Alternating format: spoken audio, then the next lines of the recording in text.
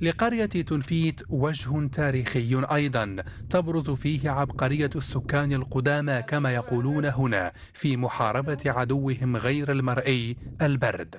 محمد عطاوي ناشط جمعوي ارتبط بتنفيت وفي التعريف بمعاناة سكانها مع البرد القارس، يقودنا هنا في زيارة ميدانية للتعرف على تنفيت الأولى كما ينعتها.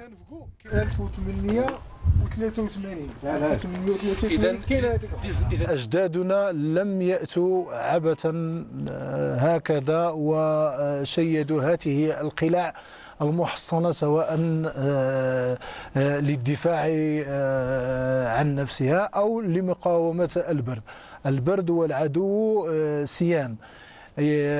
فالبرد لمقاومته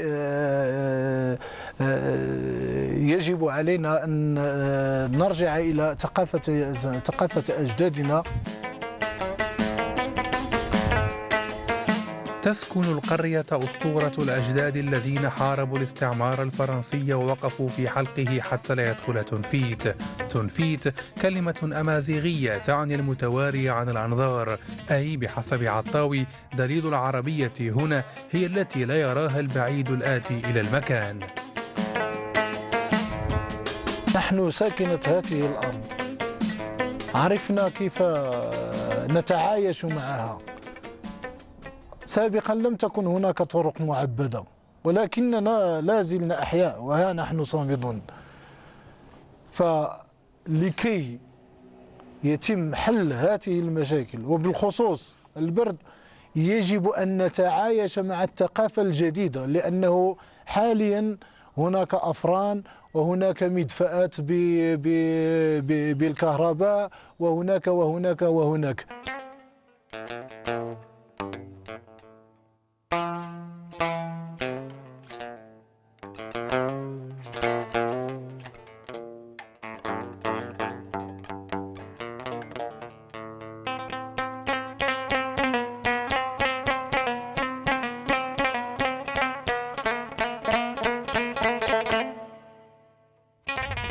تحيط الجبال قرية تنفيت من كل جانب، تراجعت الغابات المجاورة تحت ضغط الاستغلال المفرط وفق معلومات حصلت عليها العربية.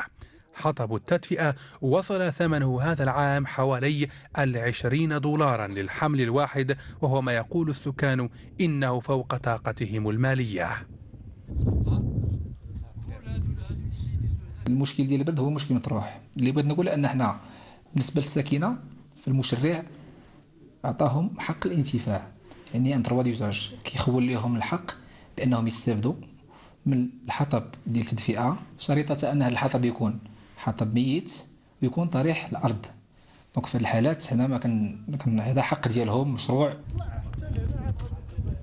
نحن هنا أمام المقر الجديد للجماعة القروية قيد الإنشاء في قرية تنفيت، وهو بدعم من السلطات المغربية المركزية.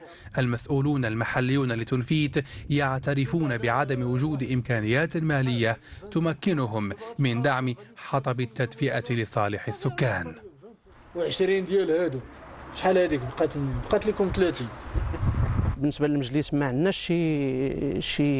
شي طريقه اننا نقوموا بالمساعده ديال المواطنين في شراء الحطب ولا في شي آلية أخرى لمحاربة البرد، إلا أن الاقتراح الكبير هو أن ولله الحمد جميع الدواوير ديال الجامعة ديال تنفيت راه تغطوا بشبكة ديال الكهرباء. من هذا المنبر هذا كنطلبوا من السلطات المحلية أن يراجعوا التسعيرة ديال الكهرباء في المناطق اللي هي جبلية. سعيد الطاهري في حديثه العربية يعترف بأن الجماعة القروية لتنفيت فقيرة بامتياز ولها عجز مالي يصل إلى 4 سنوات كاملة. الدعم المركزي من وزارة الداخلية هو ما يمكنهم من مواصلة التسيير اليومي بحسب سعيد. الجماعة في أغلب الأحيان خصوصا في هذه الولاية الانتخابيه فاش كنا حنا كنا كنعيشوا الا بالمساهمه ديال الدوله بلا تيفيا. نعطيك مثلا ان في 2008 لولا التدخل ديال الوزاره الوصيه ما كانش الجامعه غادي تمشى بشكل عادي، لان الغابه ما عندهاش مورد، ما بقاش مورد غابوي.